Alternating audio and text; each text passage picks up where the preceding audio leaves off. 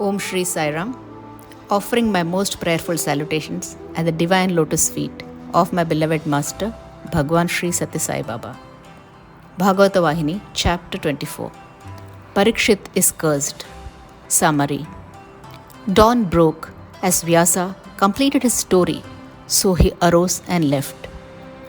Parikshit, to distract his mind lost in the stories of the Pandavas and Krishna, decided to go on a hunt in the forest. In his haste, he was separated from his retinue and found himself alone deep in the forest, feeling parched with thirst. He hunted frantically for water and found a hermitage with a sage lost in deep meditation. He begged him for water, but the sage was unresponsive, being in a samadhi state.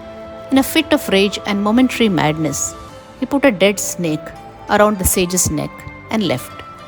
When the sage's young son, Shringi, discovered this insult to his father, Sage Samika, he was enraged.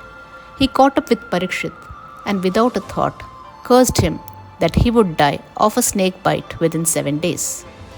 When Sage Samika came out of his trance, he thought nothing of the dead snake around his neck, but was very disappointed on hearing that his son, perceiving insult to the sage, had cursed the king in a fit of rage.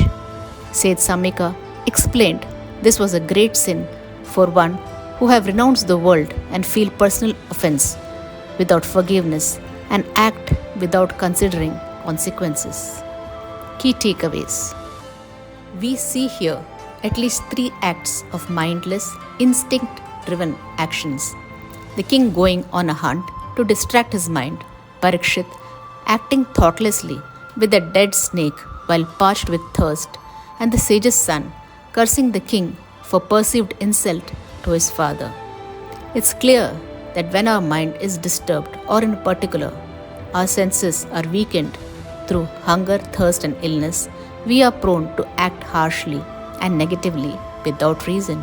It's critically important at times like these to first be aware of it, calm down, and withhold action till we are back in control of our regular judgment, as we are very capable of making poor choices at that point. Parikshit had a lifetime of virtuous living with high ideals and great personal qualities, yet a single instance of a moment of madness brings about his downfall, like a game of snakes and ladders.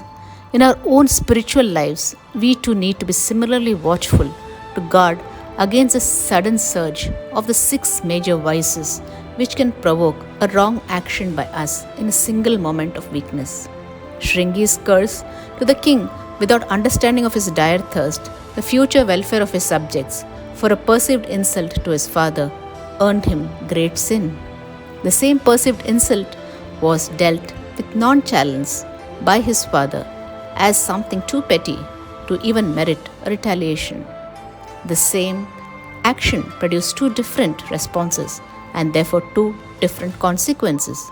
It's never a negative action to us that causes anger and pain within us. It's always our interpretation and internalization of the act that does. If we choose to pause before we act, respond rather than react, we will see clearly that which is best to ignore, reply tactfully, and in some cases stand up to. End of the chapter. Jai Sai Ram.